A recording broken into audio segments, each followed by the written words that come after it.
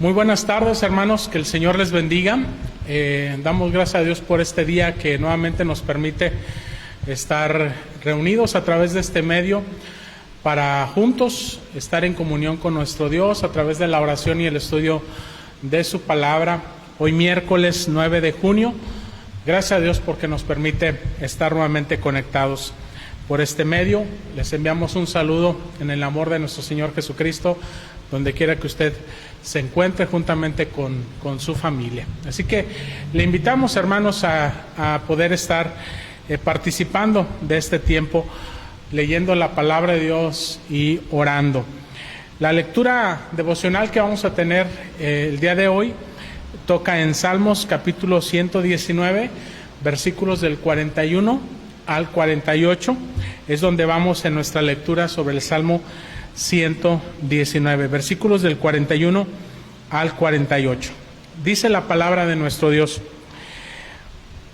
Venga a mí tu misericordia, oh Jehová, tu salvación, conforme a tu dicho, y te daré por respuesta a mi avergonzador, que en tu palabra he confiado. No quites de mi boca en ningún tiempo la palabra de verdad, porque en tus juicios espero. Guardaré tu ley siempre, para siempre y eternamente, y andaré en libertad, porque busqué tus mandamientos. Hablaré de tus testimonios delante de los reyes, y no me avergonzaré. Y me regocijaré en tus mandamientos, los cuales he amado. Alzaré asimismo mis manos a tus mandamientos, que amé, y meditaré en tus estatutos. Amén. Gracias a Dios por la lectura de su palabra en este día. Y pues con esta lectura, hermanos, damos inicio a este tiempo que pondremos en manos de nuestro Dios. Oremos. Padre Celestial, gracias, Señor, porque tú nos has permitido estar conectados nuevamente por este medio para estar en comunión contigo, Señor, juntamente con nuestros hermanos donde quiera que nos encontramos. Señor, que este tiempo sea de refrigerio espiritual para nuestras vidas y que tú nos guíes en el entendimiento de tu palabra, de tu voluntad para cada uno de nosotros. Nos ponemos en tus manos, Señor, y dedicamos a ti este tiempo para tu honra y para tu gloria. En Cristo Jesús. Amén. Bien, hermanos, vamos a alabar el nombre de nuestro Dios entonando el himno 165 que se titula Mi alma en Cristo espera.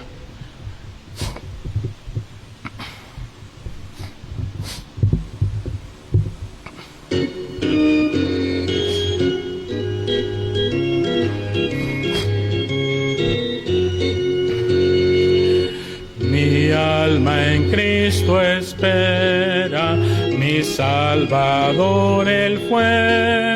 Él es mi roca y fuerte, jamás resbalaré. Mi alma está segura con Cristo mi Señor. Él es mi fortaleza, mi solo defensor. Con fe a Cristo espero, en su palabra fiel. Descansa mi esperanza en las promesas de Él. Mi alma fija espera al Salvador Jesús, más que los vigilantes al alba con su luz. Si los pecados viera, en pie quién puede estar, mas para ser temido, perdón nos quiere dar. Eternas las mercedes de Cristo solo son, y al hombre tal sus obras dará su galardón. Por repetidas veces habló Jesús el fiel, que pues salvación y fuerza tan solo son de Él. En Cristo pueblos todos, confiad con gran temor. Poned vuestra esperanza en nuestro defensor. Amén. Que nuestra alma espere en nuestro Señor Jesucristo, sea cual sea nuestra situación. Esperemos en Él. Él no tardará en responder a nuestras vidas, a nuestras oraciones cuando clamamos a Él. Él ha demostrado ser fiel por siempre, desde la eternidad y hasta la eternidad, y todas sus promesas se han cumplido en nuestro Señor Jesucristo, y las que Él nos ha dado ciertamente se cumplirán aún.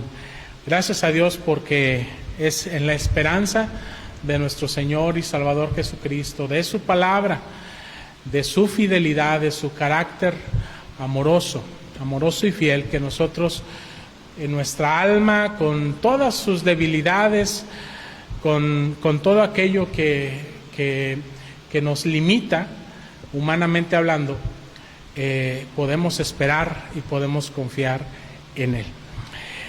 Quiero leer la palabra de Dios nuevamente para pasar a nuestro tiempo de oración. En el Evangelio según San Mateo, capítulo 5, versículos del 5 al 8, que nos dice de la siguiente manera. Mateo capítulo 6, versículos del 5 al 8. Y cuando ores, no seas como los hipócritas, porque ellos aman el orar en pie en las sinagogas y en las esquinas de las calles, para ser vistos de los hombres. De cierto os digo que ya tienen su recompensa. Mas tú, cuando ores, entra en tu aposento y cerrada la puerta, ora a tu Padre que está en secreto, y tu Padre que ve en lo secreto te recompensará en público. Y orando, no uses vanas repeticiones como los gentiles, que piensan que por su palabrería serán oídos. No os hagáis pues semejantes a ellos, porque vuestro Padre sabe de qué cosas tenéis necesidad antes de que vosotros le pidáis. Bien, con estas palabras de instrucción de nuestro Señor Jesucristo para con sus discípulos, para con cada uno de nosotros, es que somos alentados por Él a orar. No solamente el Señor nos alienta a que oremos, sino también nos instruye el cómo hacerlo y el cómo no hacerlo. Y una de las primeras cosas que el Señor Jesucristo destaca en esta palabra es que muchas personas oran, pero no todas son escuchadas por Dios, porque sus motivaciones son equivocadas. Dice el Señor Jesucristo, para ser vistos por los hombres, para dar una apariencia de piedad, y no en realidad porque necesiten a Dios en sus vidas, sino porque desean aparentar delante de los hombres una piedad y obtener valor, respeto, dignidad en base a esa apariencia.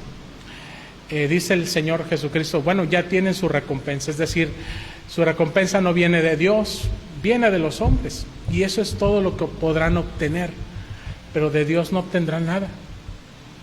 Por el contrario, nos dice el Señor, tenemos que saber delante de quién nosotros nos encontramos.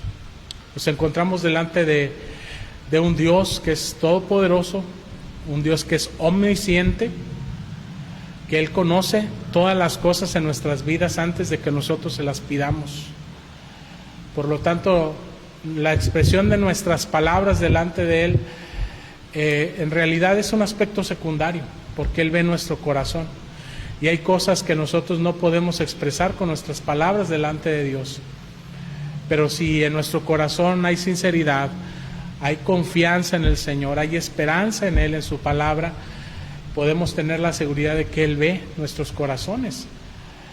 Y ciertamente que la expresión de nuestras palabras, de nuestra boca, fluirán de lo que hay en la abundancia de nuestro corazón.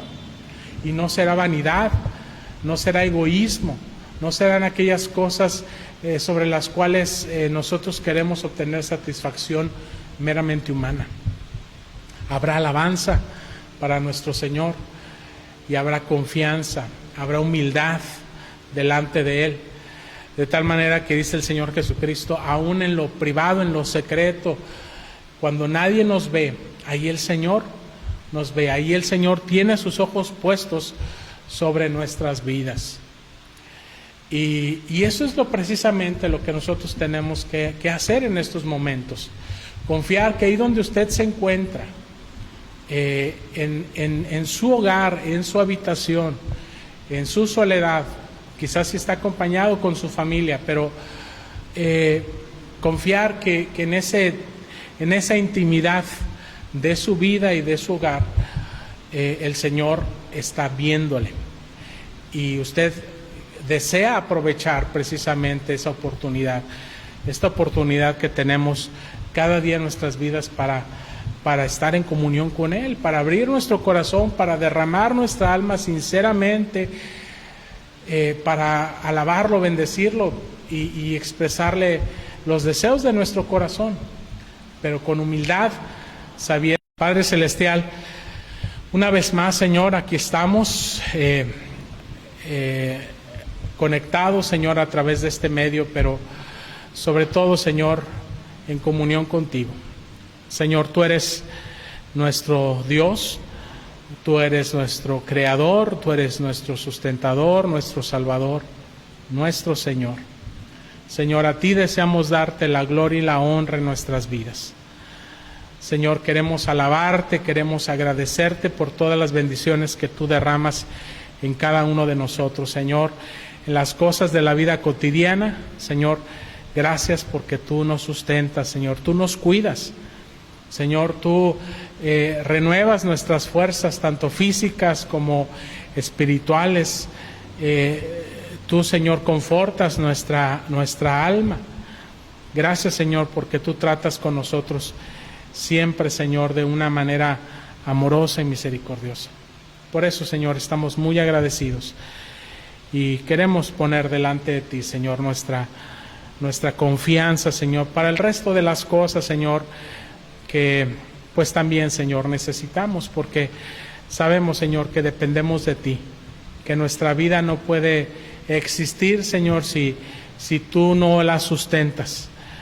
Y, Señor, tu palabra nos enseña que confiemos en tu cuidado pastoral, que confiemos, Señor, en tu sustento, que confiemos en tu provisión, que nuestra alma, Señor, encuentre satisfacción plena en ti. Señor, que aprendamos el carácter de Cristo en nuestras vidas, a ser pacientes, Señor, a ser humildes, a poder, Señor, desear las cosas del reino de los cielos en nuestras vidas, Señor, más que las cosas de este mundo. Enséñanos, Señor, enséñanos a orar, enséñanos, Señor, a elevar nuestros corazones, Señor, delante de ti, a confiar en tu cuidado, Señor, pastoral sobre nuestras vidas.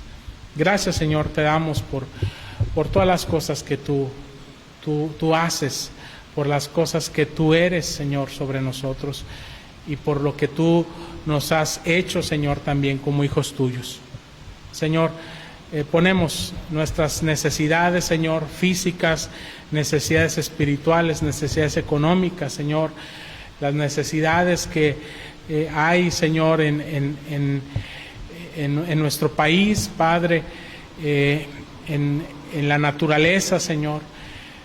Gracias, Padre Celestial, porque sabemos que tú tienes cuidado de todas esas cosas sobre nuestras vidas. Confiamos, Señor, y descansamos solamente en ti.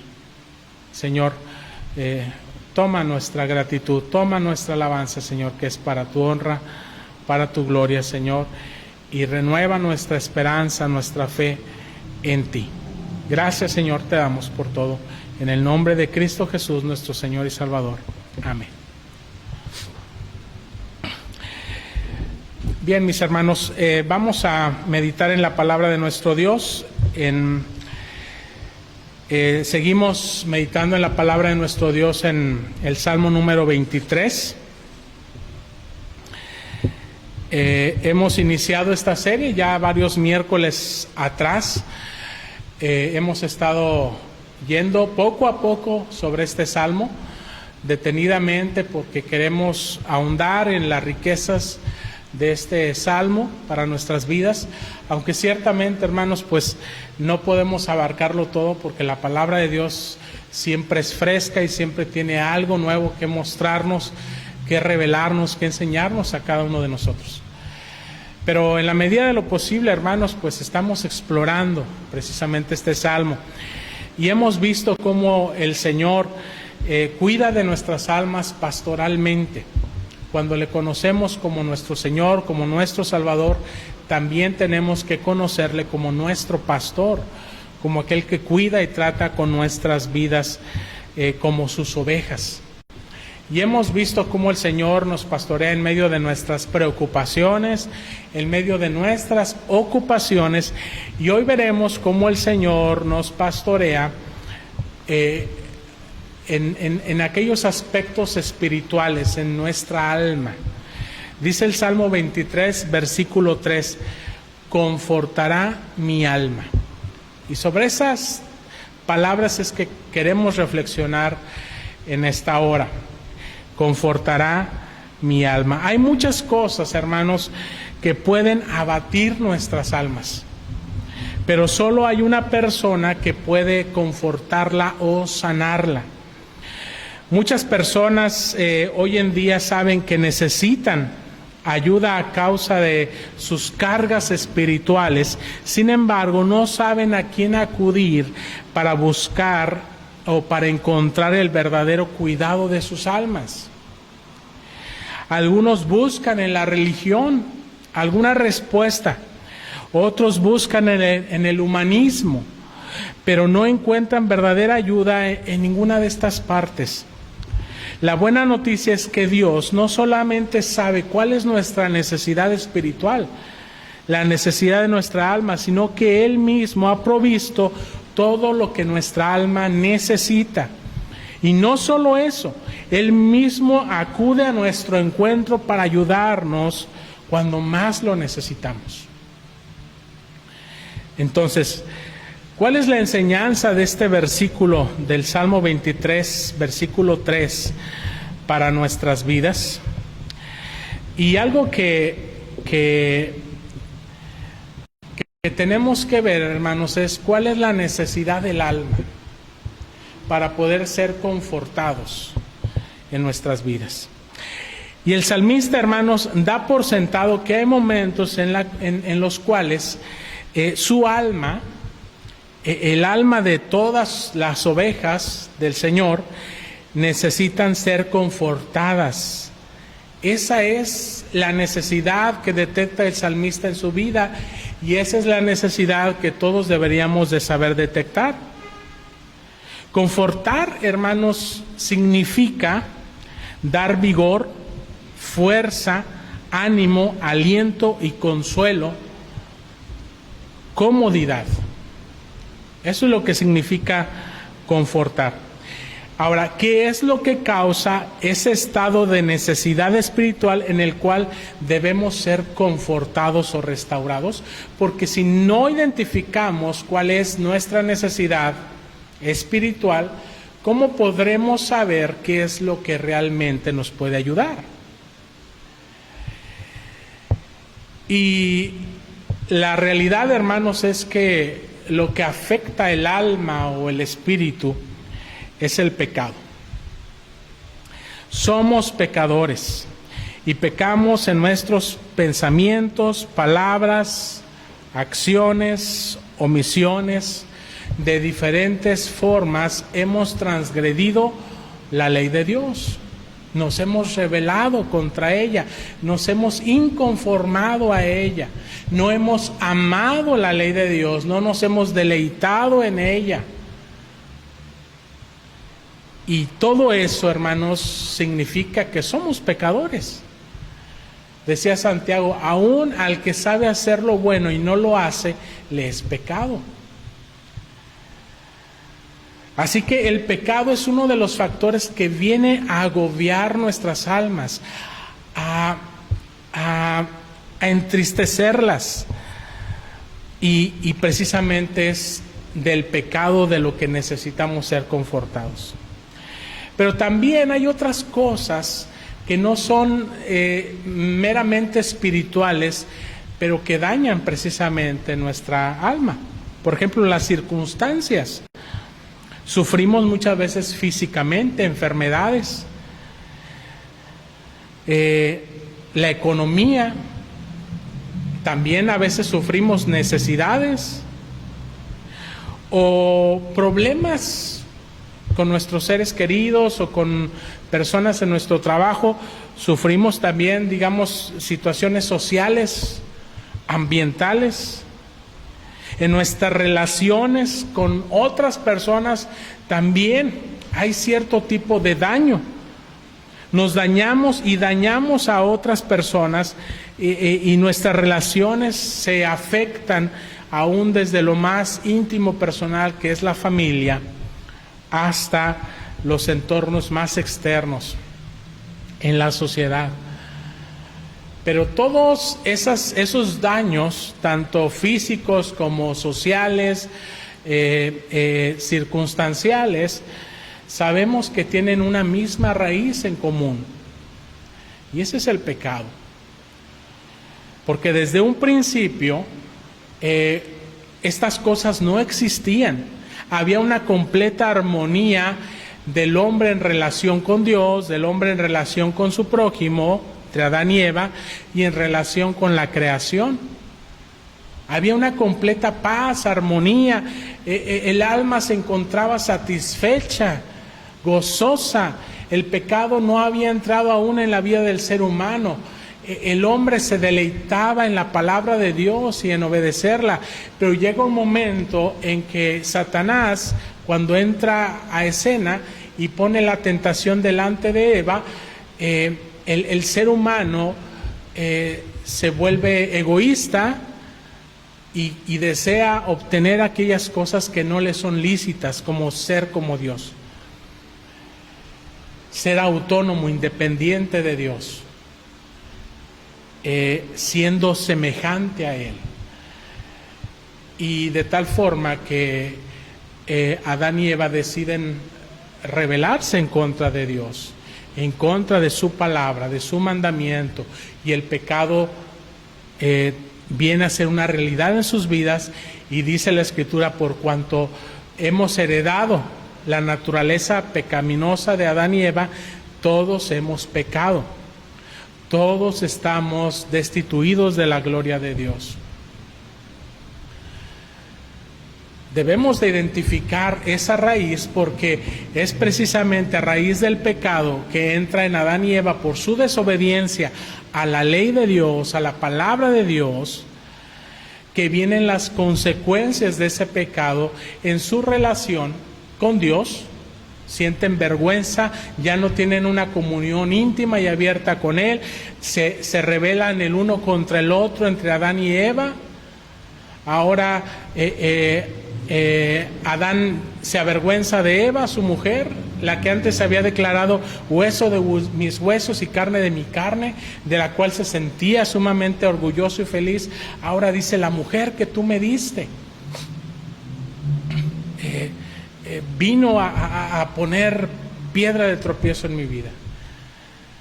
Y la mujer, dice el Señor, que va a querer controlar la voluntad de su marido, del hombre.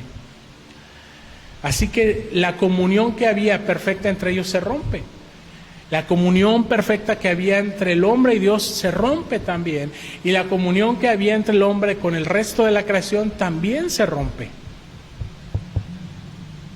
De tal forma que todas estas cosas que al principio señalábamos, que vienen a cansar nuestras almas, a dañar nuestras almas, sean aspectos tanto físicos, emocionales como espirituales, tienen una misma raíz, que es el pecado.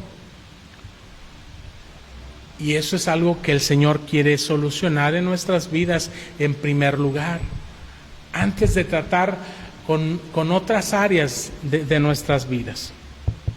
Pero ¿qué pasa ¿Cómo solemos tratar humanamente con nuestro pecado?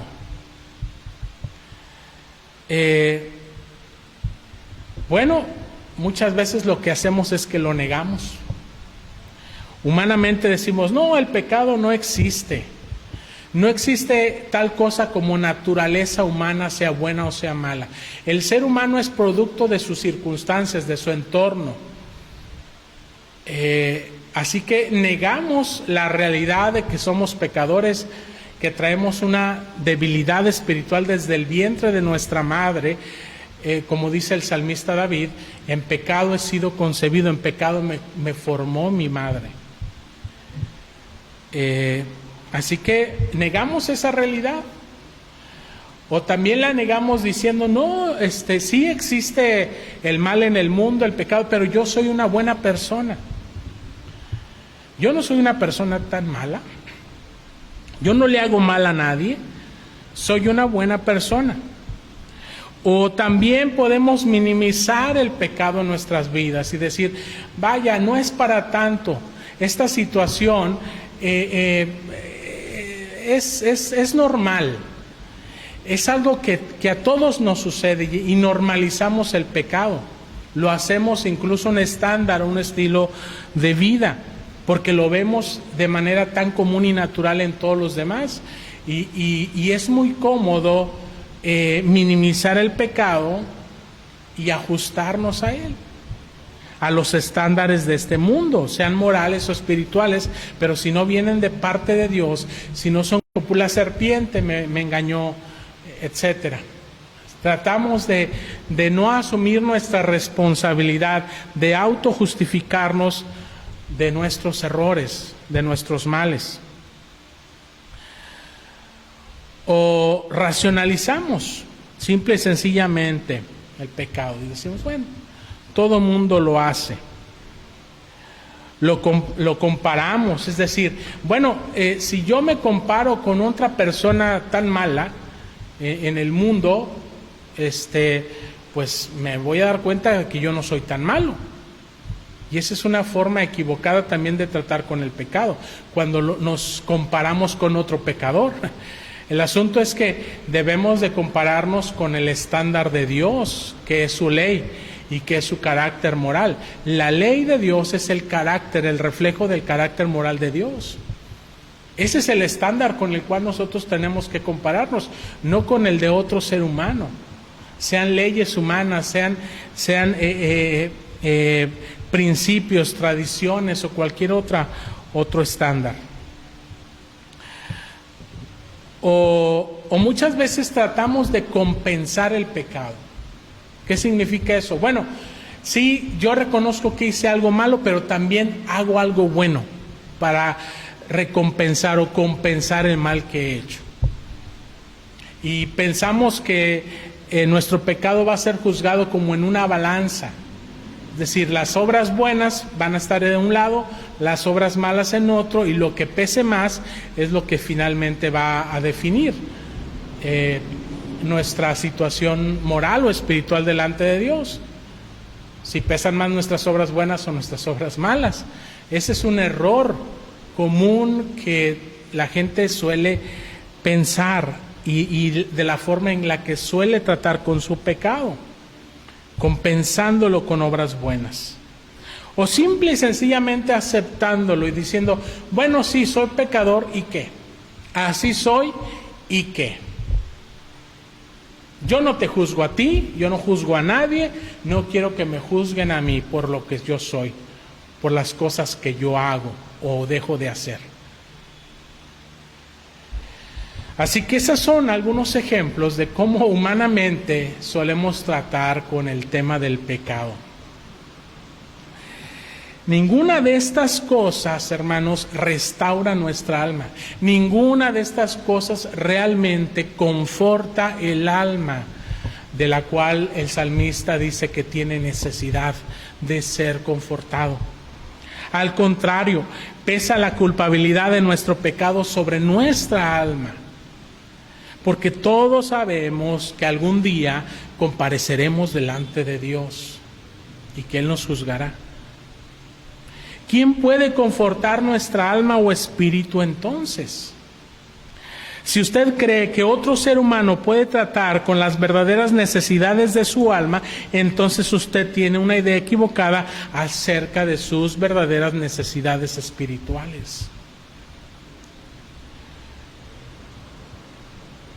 Muchas veces queremos acudir al psicólogo para tratar problemas espirituales, morales en nuestras vidas, y con esto no estoy diciendo que toda la psicología sea mala o tenga un concepto equivocado de la realidad de las cosas, pero sí en cuestiones que tienen que ver de índole netamente espiritual, moral, cuando no hay una base cristiana sobre la cual se fundamenten los principios de la psicología, muchas veces lo que va a hacer la psicología es simplemente ayudarte a aceptar esa realidad en tu vida, si eso es lo que tú quieres hacer. En realidad no va a confortar tu alma, te va a hacer sentir bien contigo mismo de acuerdo a tus propios estándares. Pero cuando acudes a Dios para que trate con tu vida, lo que el Señor va a hacer es decirte: estos son mis estándares. Yo quiero llevarte desde ese punto en el que tú te encuentras a donde yo quiero que tú estés. Y eso implica una transformación en tu vida, una confrontación también con tu pecado, pero también te provee la solución que Dios quiere darte para que tú puedas llegar hacia donde Dios quiere llevarte. Solo hay una solución para nuestras almas que han sido dañadas por el pecado, y esa solución se encuentra en el cuidado pastoral de nuestro Señor Jesucristo. ¿Cómo trata Jesús con nuestras almas? La respuesta la encontraremos en la misma comparación que utiliza David para ilustrar el cuidado pastoral del Señor sobre su vida. Veamos cuál es ese cuidado pastoral. La frase, hermanos, que utiliza David aquí de confortará mi alma o restaurará mi alma, está asociada con una condición que él conocía en sus ovejas. Recordemos que David era pastor de ovejas y él está tomando su experiencia en el cuidado, su conocimiento en el cuidado de las ovejas, para aplicarlo en relación del cuidado que Dios tiene con su vida. Y él sabe que sus ovejas, hay ovejas que necesitan ser confortadas o restauradas porque se dañan. Se dañan tanto físicamente como de alguna manera emocionalmente. Esa es la condición, esa condición David la describe mejor como el Salmo número 42, cuando él dice: ¿por qué te abates, oh alma mía, y te turbas dentro de mí? Espera en Dios. Una alma abatida es una alma que necesita ser confortada o restaurada. Y David está usando estos términos que cada pastor de ovejas conocía cuando hablaba acerca del estar abatido o desvalido, una oveja desvalida, porque esa es una posición en la que entran las ovejas, pero no pueden salir de ella solas a menos que su pastor intervenga para confortarle, para restaurarle, para ayudarle a levantarse. Y esa posición en la que entraban las ovejas en abatimiento era cuando las ovejas caían muchas veces boca arriba y no podían enderezarse, quedaban vulnerables a los depredadores, sus patas perdían circulación y se ponían rígidas, enfermaban, se sofocaban, podían morir en poco tiempo. Una oveja que caía en una zanja, que quedaba atorada entre unas zarzas, o en un barranco y no podía salir, quedaba finalmente vulnerable. Por lo tanto, necesita la ayuda de su pastor. ¿Y qué hace el pastor cuando encuentra a la oveja desvalida? La tranquiliza, la conforta, atiende a sus heridas, masajea sus patas para que puedan recuperar circulación, para que pueda recuperar fuerzas, le unge con aceite si es necesario, endereza a esa oveja, la pone nuevamente en pie para ver si puede caminar, si se sostiene. Y si no puede sostenerse y caminar, la va a tomar en sus brazos y la va a cargar sobre sus hombros para llevarla nuevamente a la seguridad del redil. Pero eso es lo que hace el pastor de ovejas al tratar con sus ovejas. Y eso es lo que está diciendo David, que hace el Señor por nuestras vidas. Él es el pastor, nosotros somos sus ovejas y nosotros solemos meternos muchas veces en diferentes problemas, dificultades, pecados y quedamos desvalidos, quedamos expuestos, vulnerables a las acechanzas del enemigo. Necesitamos que el pastor vaya, nuestro Señor Jesucristo, y nos restaure, trate con nuestras vidas. Y no debemos de ser rebeldes al trato de Jesucristo por nosotros, porque esa es una reacción que muchas veces tomamos. Que cuando el Señor quiere tratar con nuestra vida, nosotros nos rebelamos a ese trato. ¿Por qué? Porque a pesar de que estamos nosotros en la zanja, sumergidos en nuestro pecado, queremos seguir ahí. Pero el Señor sabe que le necesitamos y Él no nos va a dejar en esa condición. Él va a tratar con nosotros. Así que aquí David nos está presentando un cuadro de la verdadera condición espiritual y el trato amoroso que Dios tiene por cada uno de nosotros, sus ovejas. Qué importante entonces es todo esto. Dada nuestra naturaleza caída, no solo necesitamos que el Señor nos alimente y nos haga descansar, como ya lo hemos visto. Jehová es mi pastor, nada me faltará, en lugares de delicados pastos me hará descansar, sino que hay momentos en nuestras vidas en donde necesitamos ser tratados por Dios para levantarnos una vez más cuando hemos caído, para ser confortados en nuestra alma, para que nos haga descansar, porque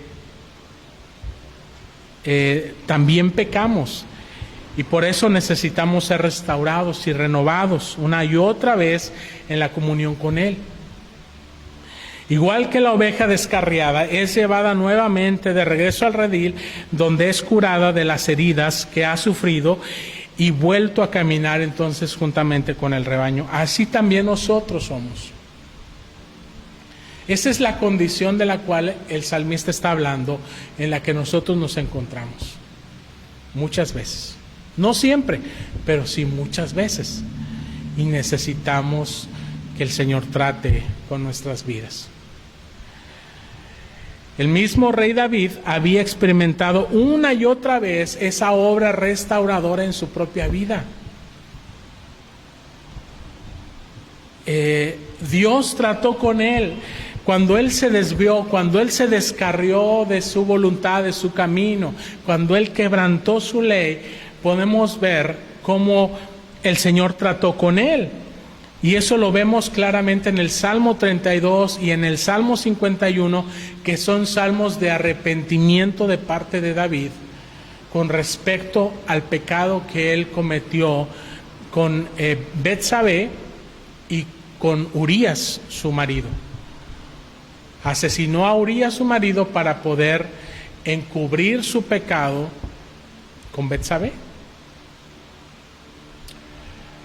Y él pensaba que nadie se había dado cuenta de lo que había hecho. ¿Y qué pasó? Dios sí se había dado cuenta. Y Dios trató con David. Dios envió a Natán el profeta para que hablara con él y le declarara su pecado, para que David se diera cuenta de que él estaba desvalido. Cuando él pensaba que las cosas iban bien, en realidad iban mal. Y es hasta que Natán confronta a David con su pecado que él se da cuenta, o reconoce, mejor dicho, su pecado y se arrepiente de él.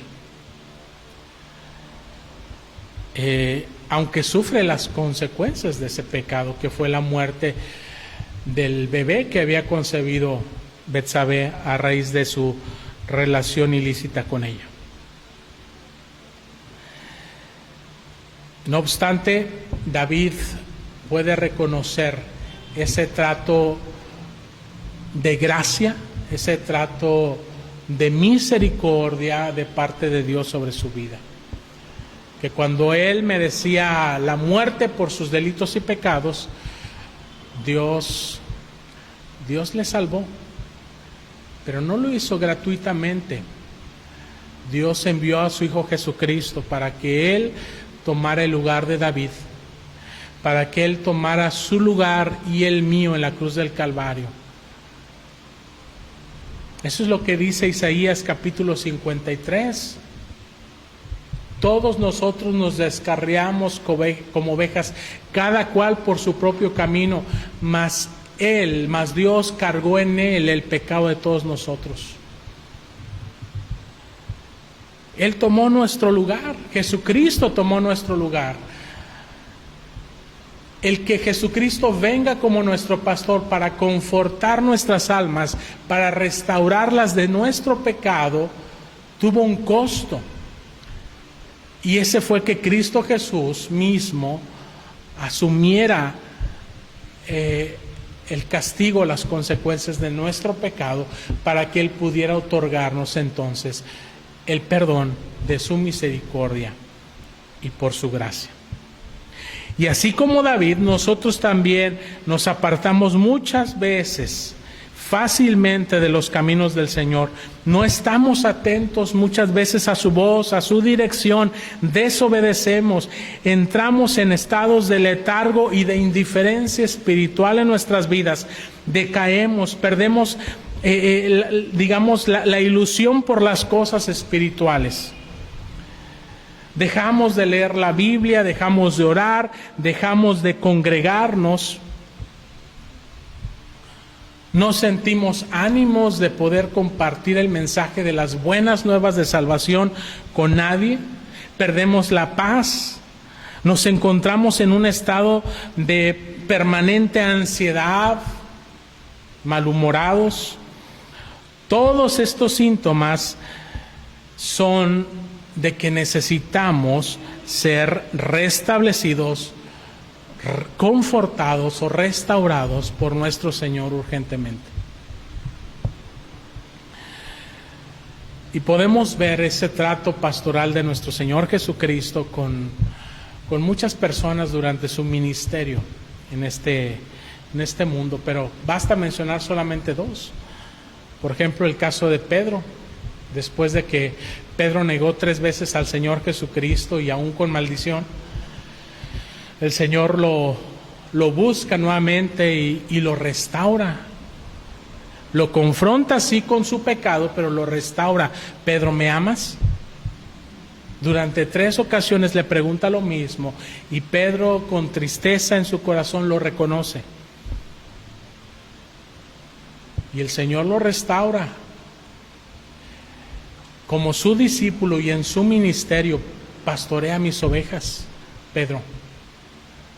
Pastorea mis ovejas.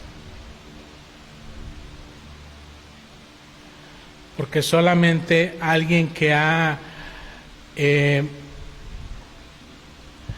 experimentado en su propia vida la restauración de su pastor puede pastorear a otros.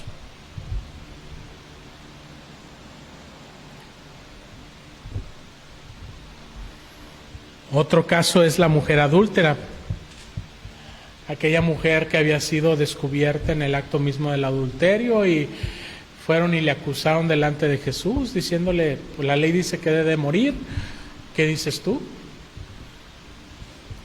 Jesús dice, bueno, lo que dice la ley es correcto, pero el que esté libre de pecado, el que esté libre de haber transgredido la ley de Dios, adelante, tire la primera piedra.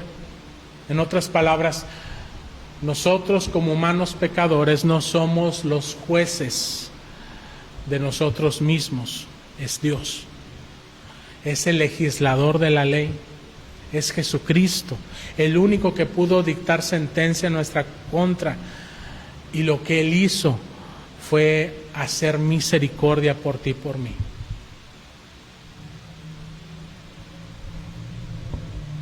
De tal forma que Él pudo restaurar la vida de aquella mujer en medio de su pecado, en medio de su humillación y de su vergüenza. Le dijo el Señor,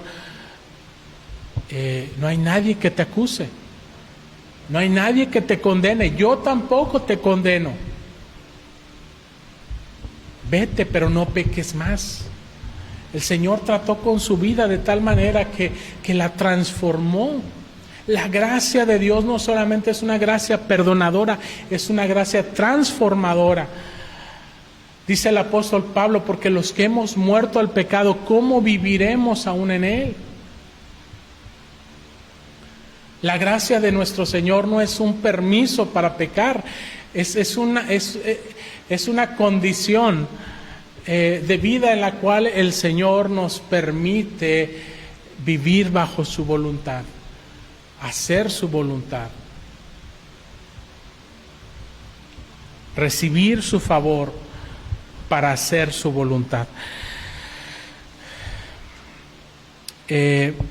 Pero también vemos, hermanos, en las Escrituras cómo Jesucristo muchas veces niega esa gracia, niega esa restauración a quienes no reconocen su necesidad. Hubo otros ejemplos en las Escrituras a los cuales el Señor simplemente no trató. Hubo un joven rico al cual dejó en su pecado porque amaba más las riquezas que a Dios. Hubo muchos escribas y fariseos, saduceos, gente religiosa, gente moralista que nunca reconoció su pecado, su necesidad de arrepentimiento, su necesidad de la gracia de Dios, y todos aquellos que se enorgullecieron en sí mismos, que se hicieron soberbios, no recibieron la gracia de Dios, recibieron la retribución a su pecado a causa de la ley, que es muerte.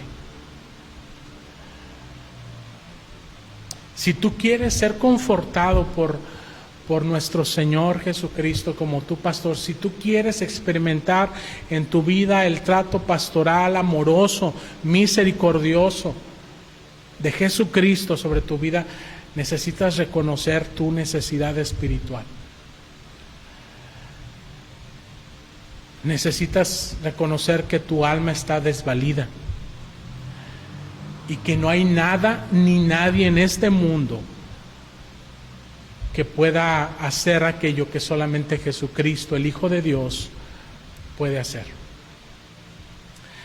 Así que si tu alma se siente abatida por el pecado, o cualquiera que sea tu condición, el Señor Jesucristo desea ser tu pastor y tratar con tu vida para confortar tu alma.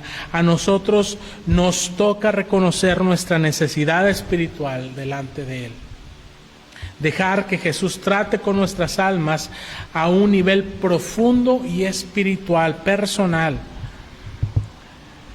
Y vamos a ver más sobre eso, hermanos, en el próximo miércoles, cómo el Señor trata de manera mucho más íntima y personal con nuestras almas, para confortarlas, para levantarlas, porque no solamente eso es un trato que necesitamos una vez en la vida, constantemente lo necesitamos. Vamos a orar. Padre Celestial, gracias te damos, Señor, porque Una vez más tú nos permites, Señor, reflexionar en tu palabra. Señor, sella tu palabra en nuestras mentes y en nuestros corazones. No permitas que ésta caiga sobre un terreno infértil, sino prepara nuestras mentes, nuestros corazones, nuestras voluntades para que tu palabra no solamente sea comprensible, sino también, Señor, podamos poner por práctica tu voluntad. Nos ponemos en tus benditas manos, Señor, para que tú trates pastoralmente con nuestras almas. Gracias por ser tú nuestro pastor y por hacernos a nosotros tus ovejas. En el nombre de Cristo Jesús. Amén. Bien, mis amados hermanos, pues agradecemos a Dios en este miércoles que hemos podido estar nuevamente en comunión con nuestro Señor a través de este medio. Gracias por acompañarnos cada miércoles.